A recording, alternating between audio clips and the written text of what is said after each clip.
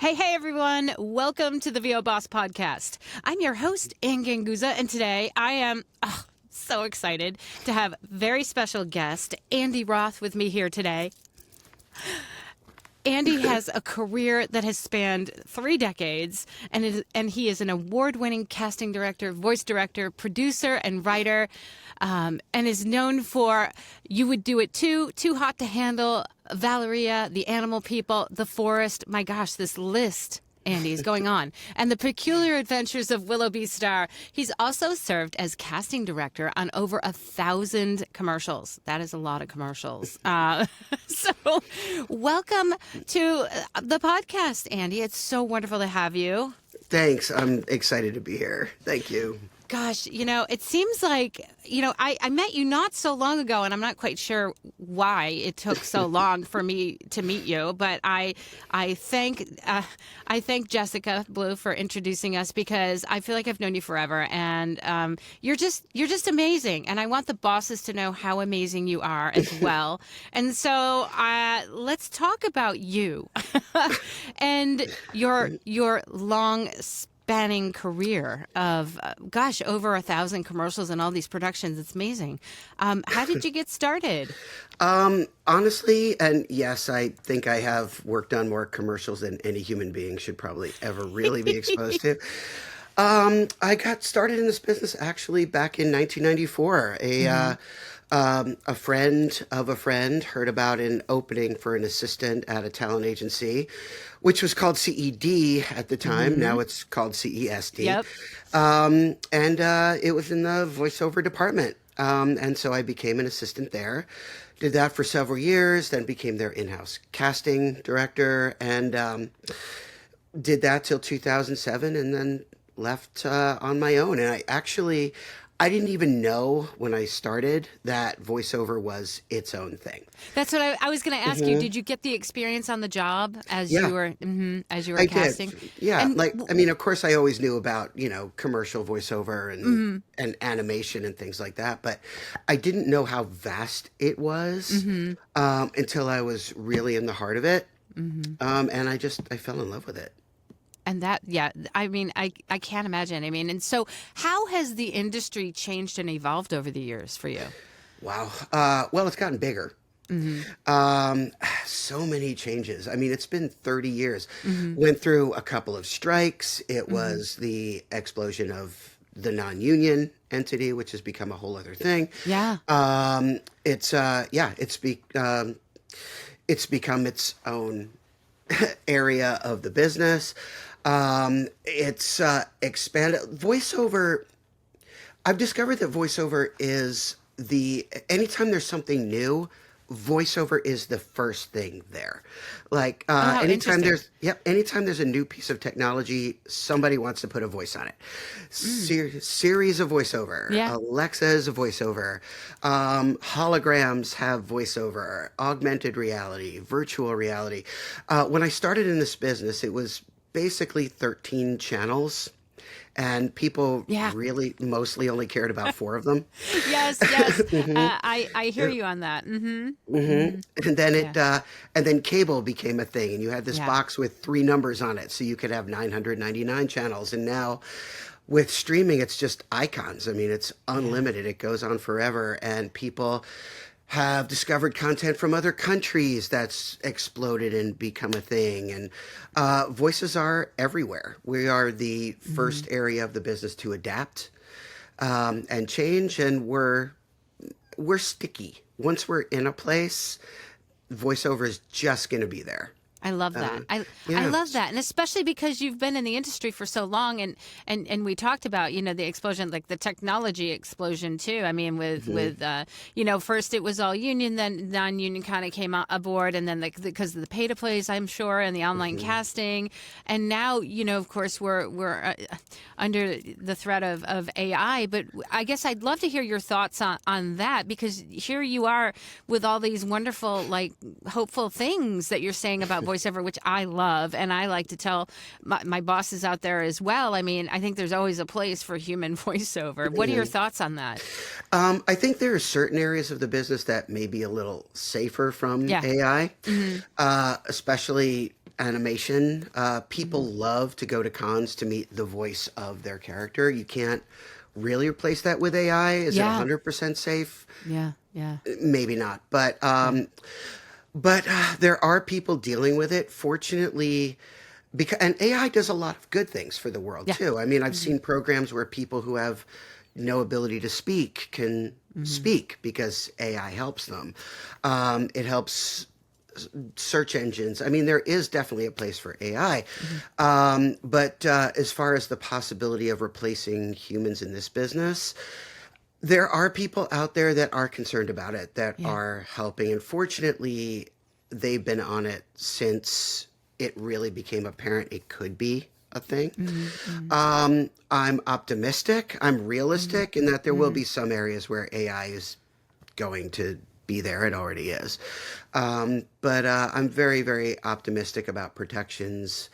Me too. Me too. I Yeah. really am. I mean, there's a lot of people fighting, and with the strike going on, which fingers crossed. Yeah. People are listening. And I think what it is we have voices, and hopefully they're being heard, because a lot of people out there, like back in the beginning when I got into voiceover, like it was like. What is that even? And even when you said you started, like, what is that even?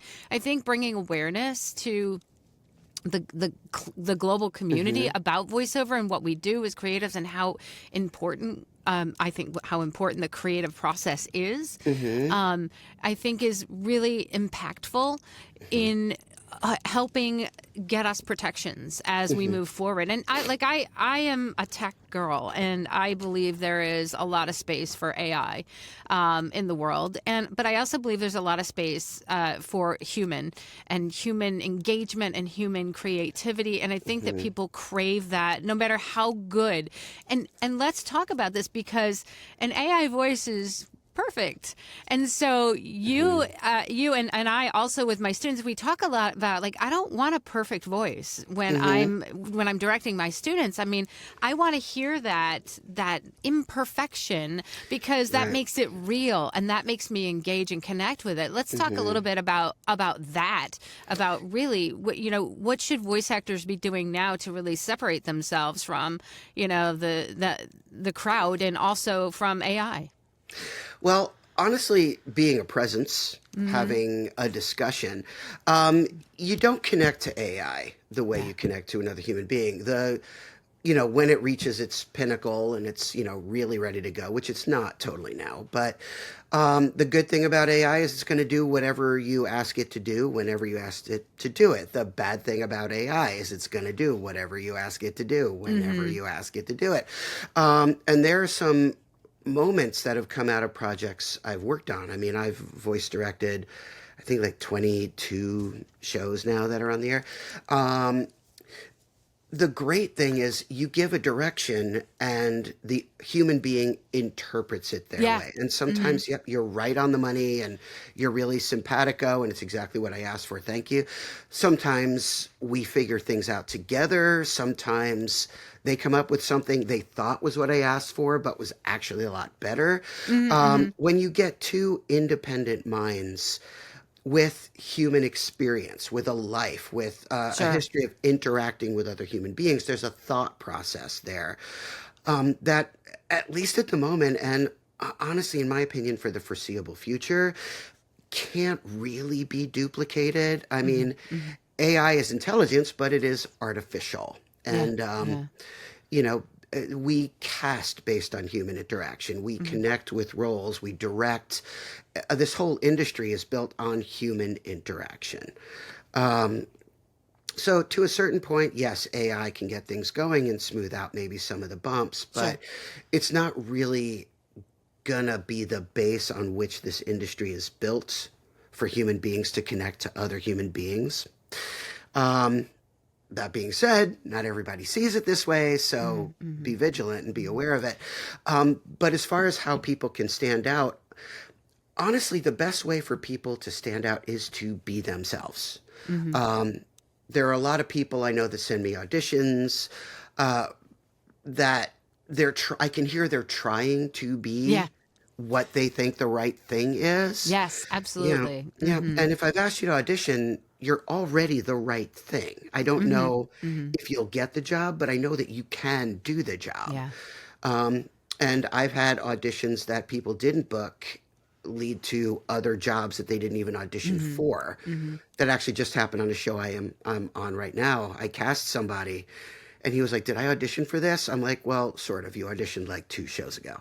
I love that. Yeah. And that, see, that I think that's very encouraging for, those actors out there who, I mean, it's such a personal thing, right? When you submit an audition, it's so hard not to get personally attached to it or feel like, oh gosh, like I really, really want this, but then you don't hear anything, or you may Right. never get feedback, and then ultimately, that is, I think, when people are first starting out in this industry, it's something very hard for them to kind of let go of, because it is such maybe a personal connection. But I love that you're talking about bringing yourself and the human element to the audition, because that's really what makes you unique.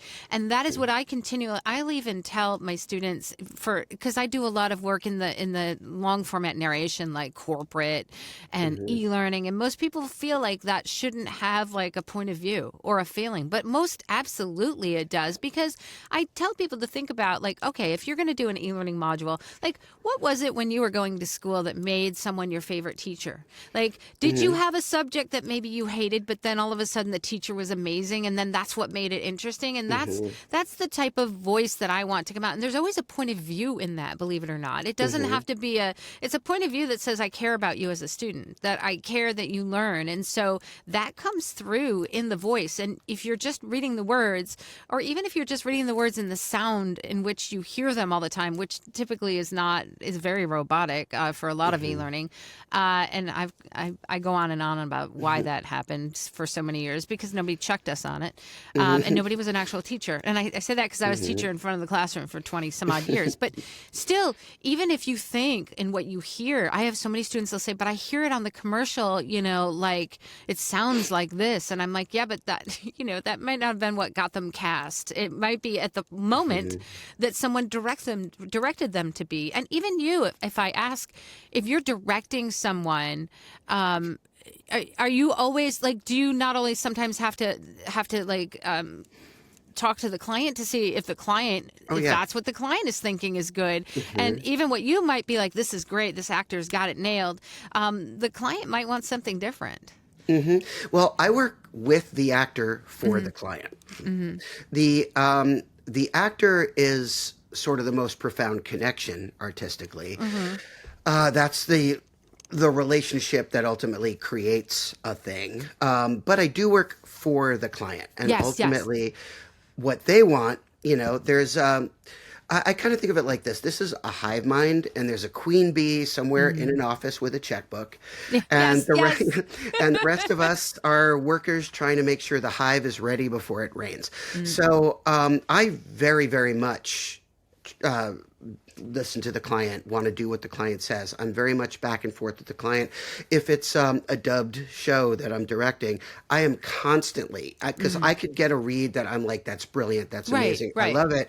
And then I'm like, let's compare it to the original, because if it doesn't match or do the same thing, I'm like, I love it, but we have to shelve it and we have to do what the client wants.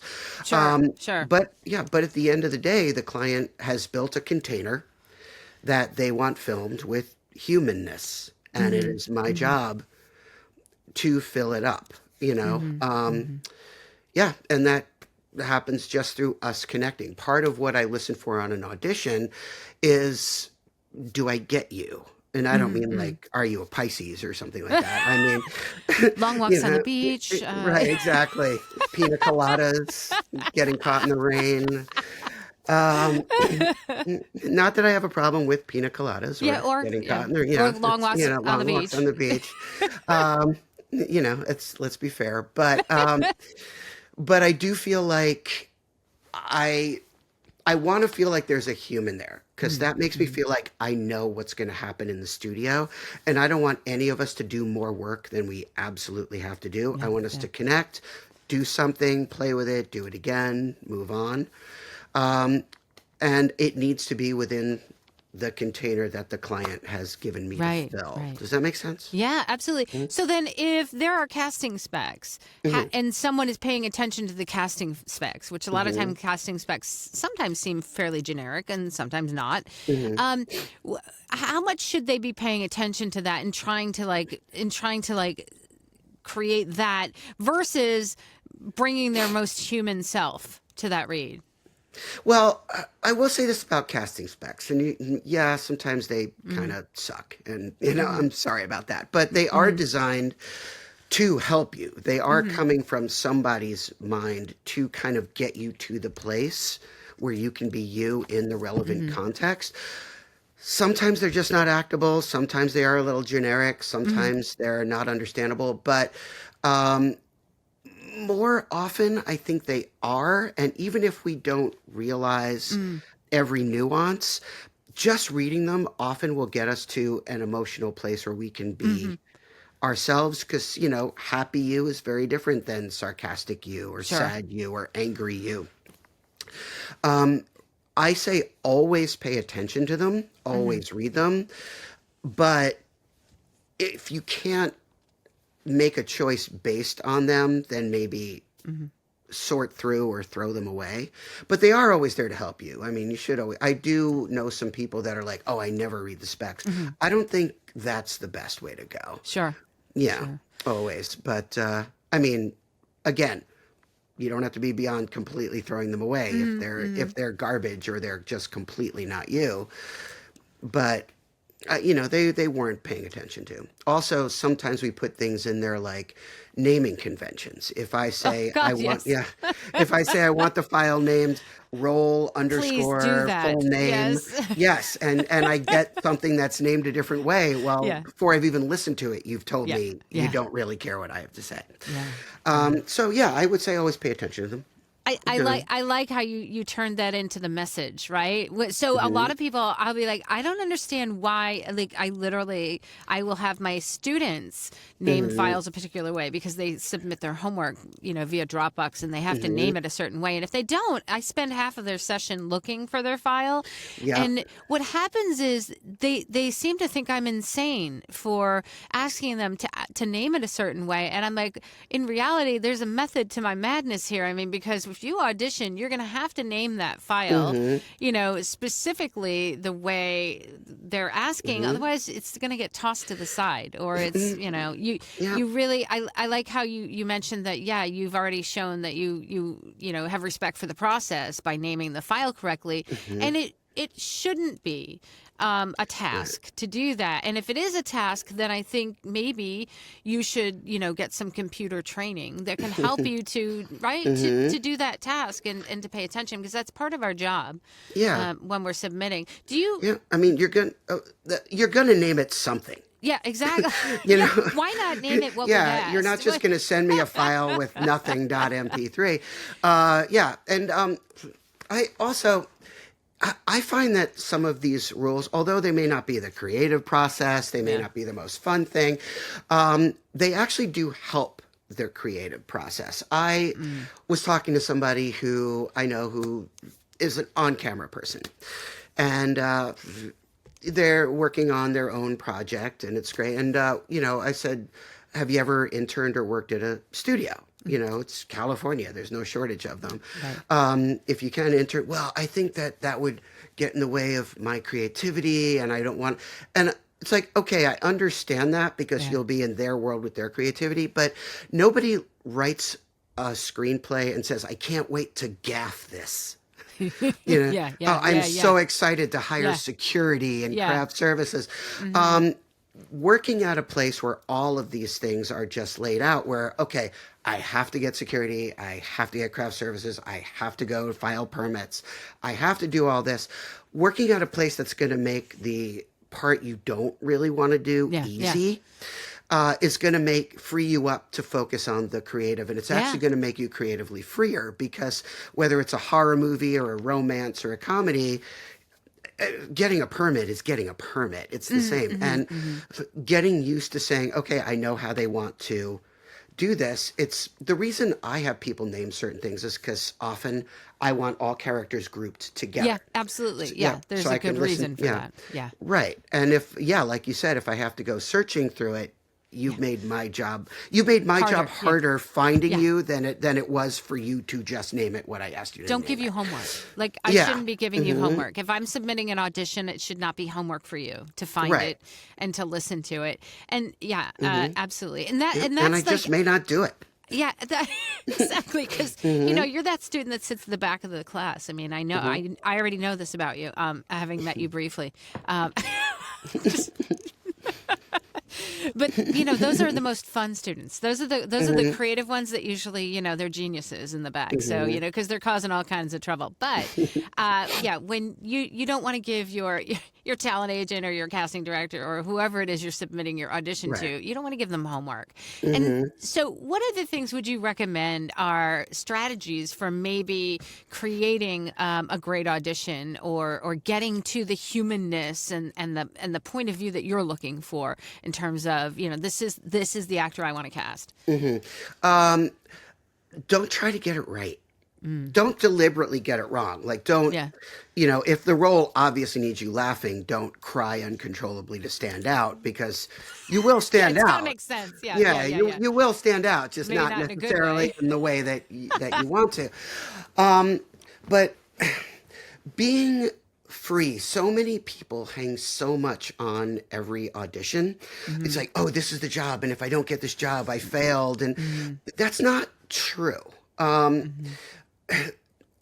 Every audition can get you more auditions. An audition is really a way to establish or reaffirm a relationship. And you'll get opportunities and jobs in this business for one reason. Somebody wants you to have that opportunity or that job. It's not who you know in this business. It's who knows you. And I like that. and an audition, I mean, there's nothing anybody can teach you that's going to guarantee you're going to book everything. But being yourself, making simple choices. Okay, the first line is, "Oh my God, I'm so happy." I'm going to make a simple choice. I'm going to smile. I'm going to be happy. I'm going to listen back to it, see if it needs more or less, maybe something else. But trying to be like, what do they mean by, what are they, let me stand out. Let me get, you don't know enough at the audition point to stand out. You haven't heard the other auditions. You don't know about the conversations the casting director's having with the client. You don't know who else is cast. You don't know, you don't know any of the parameters. Sometimes somebody wants somebody who's done a million jobs because of a time frame or there's a relationship. Sometimes we specifically don't want that person because that person has been heard on 8 other projects. You don't know any of that. What you can know is that if we've reached out to you with an audition, it's because there's already something there that lets us at least believe we know who you are. I don't need some weird ethereal happy. I just need you're happy. Yeah, it's also not about not needing to be directed. It's about us getting you so we can ask, can you be happier? Can you absolutely. be less Yeah. happy? Yeah, keep it simple. There's a Being thing I call directable is good. yeah. Yeah. There's a thing I call the 4 disagreements. Yeah. If you want to serve the script, don't worry about serving the script. If you want to get it right, don't worry about getting it right. If you want to play the moments, don't worry about playing the moments. And if you want to make the casting director happy, don't worry about making the casting director happy. Make the choice or choices that you feel are right for the script, for the context, and any other information you may have. Do those, send it off, and just know it's about establishing a relationship. I cast it was a season Too Hot to Handle Brazil. I had cast season 1 of it. I didn't direct it, but I cast season 1.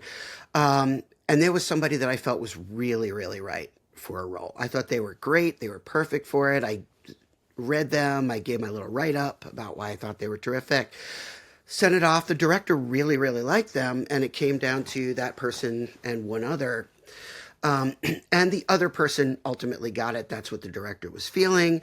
And it was a great person. I mean, the person who got it was terrific, and I liked them, and I worked with them all the time.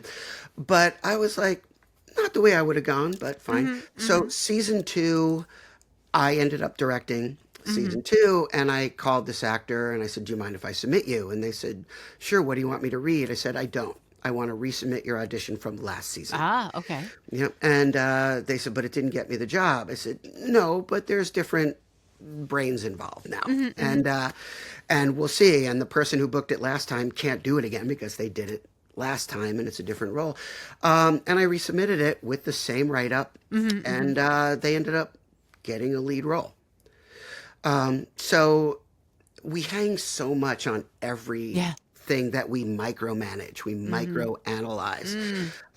Don't look for information you don't have and not going to have. Say, this is what I feel is right. I'm not an idiot. I know the business. I know my choices are right. I sometimes book. I get asked to audition again. Do them. And I'm not going to say forget about it, because that's not always how brains work. Try to forget about it. Yeah, exactly. Try to shelve it. Don't let it mentally, don't hassle, hassle with your don't schedule an extra therapy session for it or anything. But I mean, it'll be in your head and it's fine. But know that your audition is out there working for you. Just be you. Make simple choices, things you know you can do, things you feel are right, and do them. Now, here's a question which I know is on a lot of people that are just getting into the industry, or a lot of people that I work with on a day, students that are just getting into the industry. It's about the lack of. They're like, the words are on the page, and but they won't make sense, right? They don't make sense to the student because they're talking about some visual that's probably already been done, or it's in the process, or the person that wrote the copy knew what visuals were going to be along with it, but yet here's the copy, but yet no storyboard. There's no other information except for maybe like casting specs about, we want female age, blah blah blah blah. And so then they're like, well, how do I interpret this? How do I even, because who are you? Who are you talking to? Create that scene. And when I'm just like, well, look, as long as you're committed, right? You're committed to those words and they make sense. You can make up whatever scene you want that allows you to be authentic and genuine with it. But and sometimes I'm very surprised at stuff that I've done when I look at what comes out afterwards. I'm like, whoa, okay, I didn't expect that. And so, why is that? Are we a step in the process where we don't get fed more information? Like, is there a reason why there's not more storyboards, or there's not more, information given at the time of the audition? Or just curious. I never asked you this, so. I will say, actually, and I will say this, it sometimes is as frustrating for me as I would love for the actor to have everything the actor needs. Yeah. But sometimes you can't. Sometimes projects are secretive. And sometimes there actually is a storyboard. I'm just not allowed to tell you. Right. Sometimes there's information about what show it is or what the product is. I remember when Apple first started advertising the iPhones, and we were casting in person because it was a long time ago, and we weren't even allowed to put iPhone on the door. We weren't even allowed. It would be secret product, and people would be like, "Oh, a phone that does stuff. Yeah, I wonder what this is." Right. But we weren't allowed to say it. Yeah, we weren't allowed to. So there'd be like on the door it would say like jet plane, or freezer burn, or just some random word, so you would know where you should go. Know that I worked on a show recently where there were these athletes going to this, really important game. And one of them is looking out the window and it's starting to rain. And he's nervous and he's like, wow, it's raining out there. And the coach looks at him and goes, yeah, but it's raining for the other team too. And whatever information you don't have, neither does anybody else. Okay. Whatever problems you don't have, whatever problems you have, everybody else. It's raining for the other team too. Sure. I love So, that. It's so nice for you to validate that. You know what I mean? Because I think a lot of times people are like, "But why? You know, how come I don't know anymore? Why can't I yeah, get?" I said it's very rare in any of yeah, my jobs in all these years that I've ever gotten a storyboard. I mean, after I get it, maybe yeah. I'll get a storyboard. Or there'll be times I'll get storyboards with a commercial audition, but I think it's gotten less over the years. But Yeah. You get what people feel you need, yeah, and they're not always right, but yeah. it's kind And a of lot of times they change again. yeah, yeah. So, Yeah, and it's very much, you get what you get and you don't get yeah, upset. But yeah. you will you will always have everything you need to do your job. You may not feel it, it may not be as much as you want, but Right. it is enough to get you to a place where you can come up with specifics, even if you make them up. Yeah, You yeah. can come up with And I'm that's happy, important I'm that you say sad, that. I'm a wise Exactly, ass. Yeah. exactly. This business, we do everything we can to give you everything you need to do your job, and only be as specific as you can.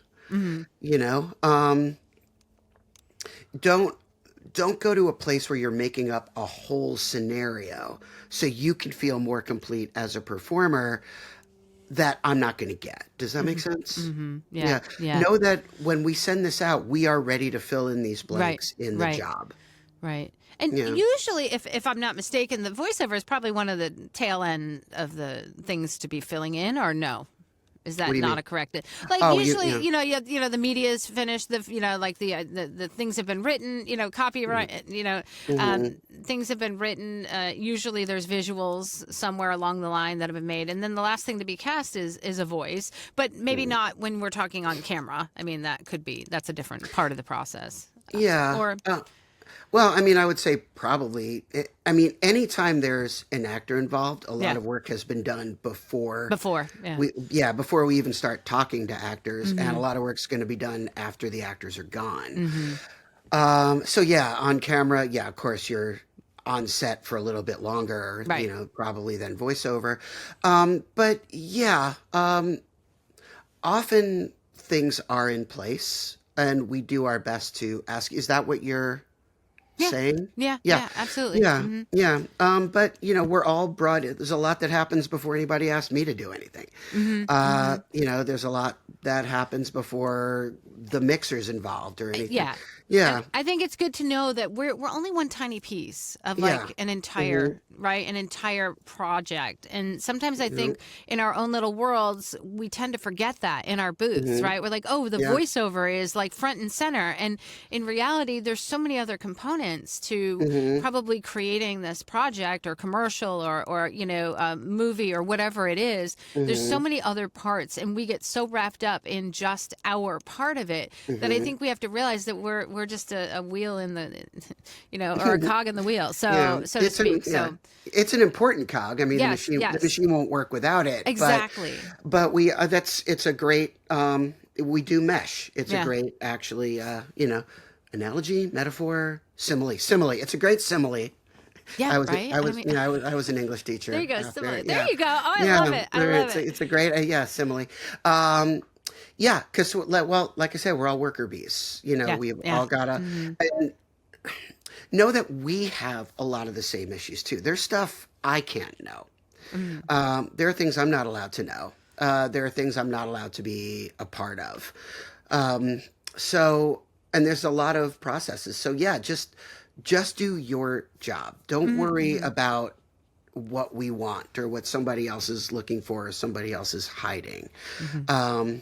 We're not hiding anything. We just need you to be you, to know what that cog is. And again, I have anxiety attacks when I get a job sometimes because there's just so much stuff. I haven't gotten to sit down with it yet. I haven't seen a script. I don't have a cast. Sometimes I don't have all the episodes of a show or all the spots in the commercial campaign. There's a lot I don't know either. So and I understand it can be isolating. It could feel lonely, when you're alone in your booth. It could feel like everybody's working more than you. Everybody's auditioning more than you. Everybody in the industry does have that it's been a few weeks. Am I ever going to work again? Yeah. All the, Do I belong in this industry? right. It It's just like, well, becomes very dramatic sometimes. yeah. Yes. Did I say something? Yeah. I offered a potato chip to say, did that offend Yeah. somebody? And we spiral out. Every single person involved does it. Oh, nice to know I'm not alone, right? I mean, Yeah. because even after all these years, sometimes it's so hard not to, Yeah. get those thoughts in the way. I swear that like everything that we do is not just like sometimes it's not a God-given talent. I mean, it's not, well, it is, but it's the most important thing is our mental state about it all, because it can affect so much. I mean, the fact is that we can just like let those feelings and ideas spin around in our head and be like, oh my God, did I do something to offend? Am I good enough? Am I, all that talk in your head is the stuff that I think is probably some of the most dangerous talk and things that you could, have as a voice actor. Yeah. It's like Schrodinger's audition. Yeah, The audition is simultaneously exactly. good, Exactly. bad, and not submitted. There you go. Yeah. I love it. Oh my goodness. So then I would say, with the thousands of commercials that you have directed or produced, what would you say is the cast that you've cast? Yeah. What is the most common, let's say, what's the best thing a talent can do in hopes of maybe getting cast? And what's the worst thing that you've seen? Well, talent do that wouldn't get them cast? Yeah, I don't know that I'm going to say the worst thing, because maybe not a smart thing. So yeah, to that do. kind of tends to be pretty specific to a person. Yeah. And if it's the worst thing I've seen, it means probably only one person did it, and so I'm not going to. But I would say the most probably impractical thing that I've seen people do is be like, okay, I'm going to be the person who is going to get the job. I'm going to try to fool you into thinking that I'm the person you're really going to hire. And so I'll get a read, and somebody's clearly doing this. And, and it's like, well, I know it's a car commercial, but I didn't ask for that. And that person is available, and they work for what you work for. If I reached out to you, I don't want an impression of that person. But there are people that change their voice into a better version of, it's like if I've called somebody because they have a certain depth to their voice. This is my voiceover voice. Right. Yeah. And if I haven't asked you to do that, and I might, I mean, there are things, but if I haven't asked you to do that, don't do that. Yeah. It may even turn into that at the end of the day. But isn't that's that not the truth, right? It may turn into that at the end. That's what I end up getting is people are like, but I listened to the commercial and it sounds just like this. And I'm like, but that doesn't mean that performance got you the job. Yeah, I've had people come up to me and Andy, I heard that spot. I could have done that. Why didn't you ask me to do that? And I'm like, is it your first day in the business? Have you never?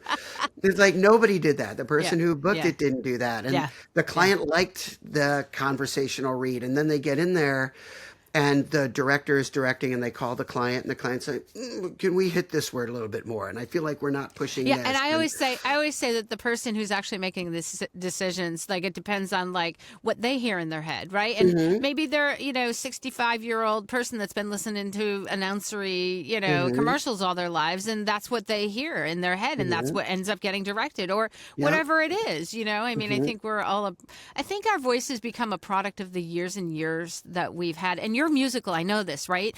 Of hearing things, right? And so that's why when we go in and we say, this is what we think you want to hear, because we're mimicking or we're, and that's over a period of years, that's why in our head there's a certain melody. Also, I think there's a scientific, and tell me, Andy, if you think I'm right, I think there's a scientific, reason why people, when they read words, they read them in a melody that's very expected. Because I can tell you exactly, here's a paragraph.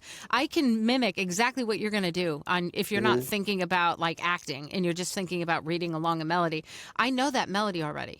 And it's funny because I'm right 99.9% of the time with that melody. And what is that? That's a scientific study that you read words in a certain melody? Well, I mean, I'm not a neuroscientist or, that. Damn it, Andy. Why not? You're everything else. Why? That was my fallback. That was plan B. it's just in case. Just yeah, I mean, Yeah, you've got that medical background, right. but But when the brain doesn't think in words. The brain doesn't think in images. The brain thinks in little synaptic flashes, billions and billions and billions of them. And you're for sounding any like a for scientist. well, and thank you very much. For anybody who's like questioned me on that, which fine, by all means, question. My answer is, what's the word that keeps you balanced? What's the word that keeps your heart beating? Your brain Yeah, doesn't need words. Your brain yeah. just does little flashy things like a microchip. Your brain's basically a macrochip, holds, I think, about 10 terabytes of information, and it processes it certain ways. So when you look at a word, it doesn't actually see a word, it sees an image that sparks a whole sequence of synaptic flashes. The people that organized those words in the form of a script or a book or whatever learned the language the way you learned the language. They learned it by hearing it. And even if it's your second language, yeah, okay, maybe there's some schooling, but at the end of the day, you're really learning it conversationally by hearing people do it. So your brain doesn't just process, okay, this is this sequence of words with a dot or a line at the end of it or a squiggle or something.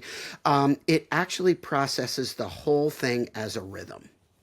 The rhythm that was born into it will probably be the rhythm that comes out. And yeah, is it 100%? No, sometimes there's typos, sometimes things are weird. But it's also why, like, there's this thing online where there's a whole paragraph and every word has first, last, and middle letter in the right place, but the rest of the words are just jumbled Oh yeah, letter. and we know what the I've And seen those. and you can still read them. You can still get the rhythm. You can still do all that. So this is designed. Everything. Acting is a physics term. Is one of the things I say in my class. Okay. Acting is doing something that has an effect on a receiver. You say something, it affects somebody else. It hits a series of triggers. A script is the same thing. A script is a series of things that will trigger you. Got it. In most cases, which is why somebody leaves a word out of a line. You often may not even notice that word's not there. Your brain's just going to put it in. Right. So yeah, exactly like you said, you're going to be right most of the time because it is how your brain now thinks. And sometimes you won't be, but those are flukes. Those are rare. They do happen. They're certainly, those will be the ones that we look at and focus on because they're messed up and we'll use them to define ourselves. Go, oh, I'm terrible. How could I have made that mistake? Right. But the truth is usually things go right. And so trust yourself. It's why, one of the 4 disagreements. If you want to get it right, don't worry about getting it right. Don't worry about getting it right. Yeah, Absolutely. read it. Read it. Listen to it. And to be honest, if it's terrible, throw it away. Nobody's going to hear it. Right.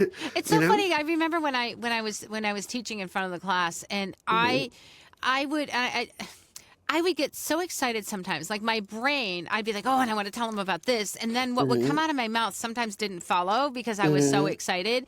But the funny thing is that I never once had a classroom that didn't forgive me for that. Do you know what I mean? Yeah. Because I was so intent on sharing and excited and passionate that they forgave the mistakes I made. Yeah. And I truly believe that that's how you need to approach your copy, because it's more about how you're making me feel, really. And like you said, it's a series of synapses or reactions, or the words are there to trigger something. And so acting is reacting kind of thing. And so that really needs to be built into all of your auditions, all of your performances in some form or fashion. And worrying about making it perfect is spending too much time worrying about making it perfect and not enough time worrying about how are you going to make someone feel, or how are you going to engage with them and tell that story. So, it's like, it's not your job to not have a problem. It's your job to have a problem in a way that nobody else thinks it's going to become their problem. Right. It's your ability to deal with it. Exactly. It's don't we worry about so much. One of the things that I tell, you have to do a do. You can't do a don't. I'm going to be happy. That's a do. You can do that. I'm going to talk fast. That's a do. I'm going to talk slow. I'm going to talk with an accent. I'm going to be really big or I'm going to be really small. I'm going to whisper. Any of these things, these are things you can do. You can't do a don't. I don't want to be wrong is not a choice. Oh, I don't okay. want to mess it up I is like that. not a choice. Yeah. Yeah. I'm trying to not be too fast or I'm trying to not. Those are not choices. Those are don'ts. I would rather have you be too fast and ask you to slow down, which is an inevitability of our relationship as director and actor anyway, than have somebody who's delivering at the perfect pace, but the copy is sounding like this. And there's no humanness to it. Cool. We learn more from our successes than our mistakes. Everything you're good at, you've gotten good at by doing it right over, over, and sometimes messing it up, but being able to fix it because your brain knows what the right is. So whoever's listening to it or interacting with you in an audition is going, okay, when they stumble, it's not going to be a big deal. Yeah, and exactly. We'll move on. Yeah, nobody cares. I want the intent. Yeah, nobody cares if you screw up. Yeah, I mean, and the reality nobody of it cares. is right. I mean, unless you're being live directed, right? I mean, we're all human. Everybody understands that. If you're not, and you're doing a job and you're recording in your studio and you're submitting it later on, I mean, good Lord, we can just edit it. I mean, so if you stumble on a word, I mean, we all do it. I'd love to speak perfectly 100% of the time, but I certainly don't. And so, we all make mistakes. And so it's just, you fix it. And so when I'm having somebody read from me live, I don't care if they stumble. I want their acting. I want to hear their acting. And if they stumble, it's okay, because inevitably they're going to get it right. You know, if I'm paying them, $10,000 for the job, I mean, they're going to go do it till they get it right.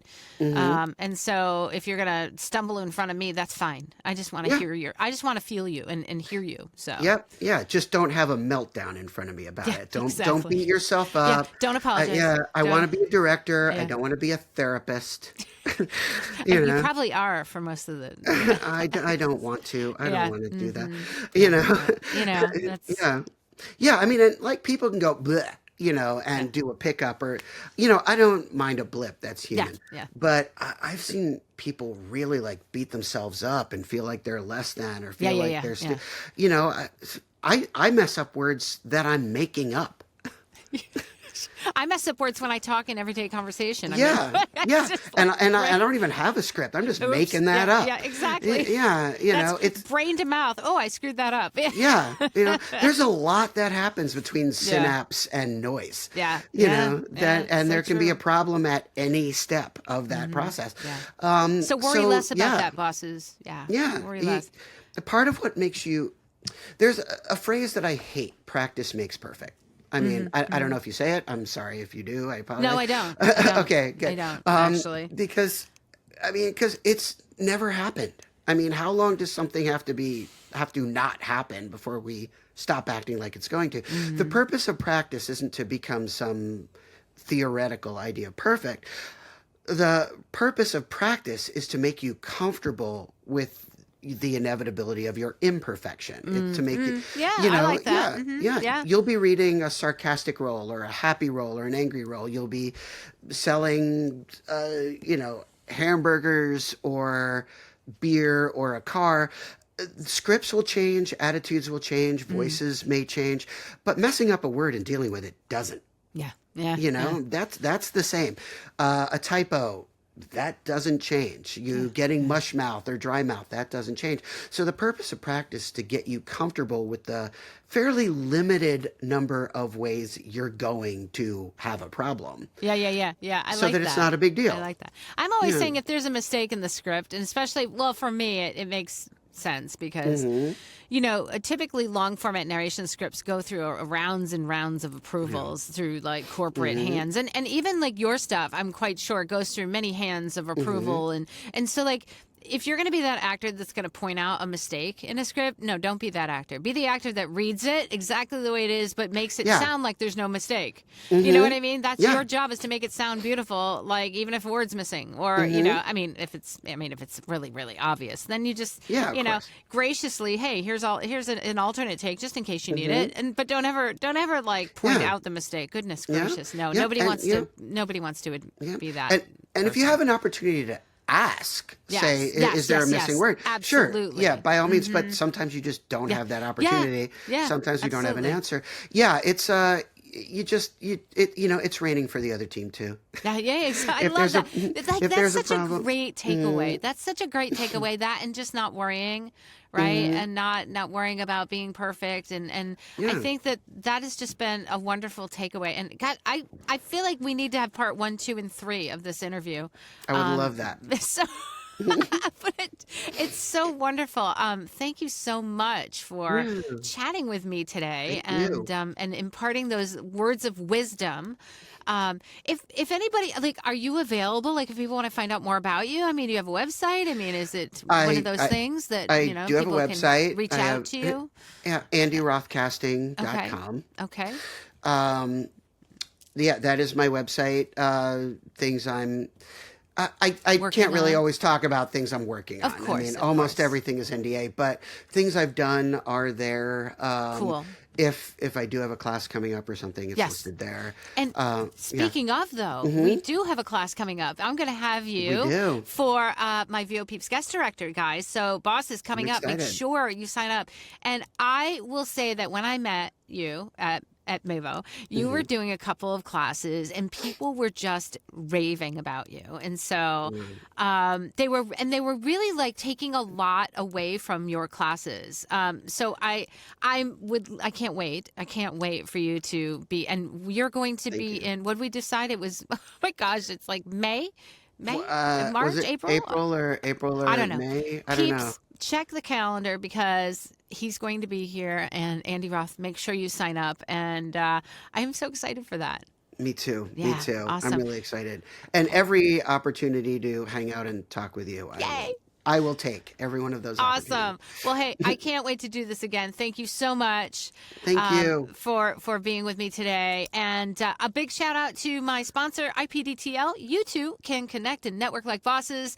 Find out more at IPDTL.com. Bosses, you have an amazing week. I just sounded Jersey. I think it's because I'm talking to you, Andy. I said bosses. Have an amazing week. And we'll see you next week. Bye, guys.